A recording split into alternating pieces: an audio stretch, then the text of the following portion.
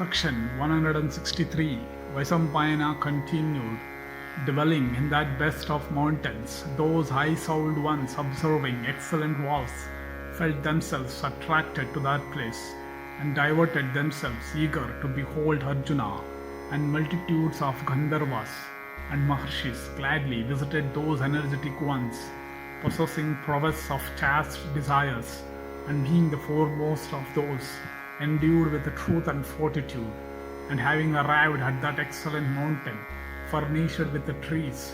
bearing blossoms, those mighty charioteers were exceedingly delighted, even as the Marutas, on arriving at the celestial regions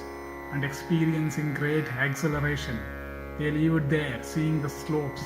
and summits of that mighty mountain filled with flowers and resonant with cries of peacocks and cranes. And on that beautiful mountain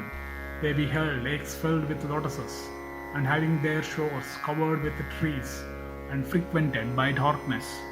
and Karandavas and swans, and the flourishing sporting regions, graceful on account of the various flowers, and abounding in gems, was capable of captivating that king, the dispenser of wealth, Kuvera,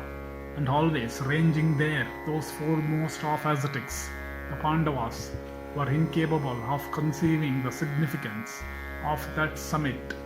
furnished with mighty trees and masses of wide-spreading clouds. And O great hero, owing to its native splendor, and also on account of the brilliance of the annual plants, there was no difference there between night and day, and staying in the mountain, remaining in which the sun of unrivaled energy cherisheth the mobile and immobile things, those heroes and foremost of men beheld the rising and the setting of the sun, and having seen the rising and the setting points of the sun, and the rising and the setting mountain, and all the cardinal points, as well as the intervening spaces ever blazing with the rays of the dispeller of darkness, those heroes, in expectation of the arrival of that mighty charioteer, firm in truth, became engaged in reciting the Vedas, practicing the daily rituals,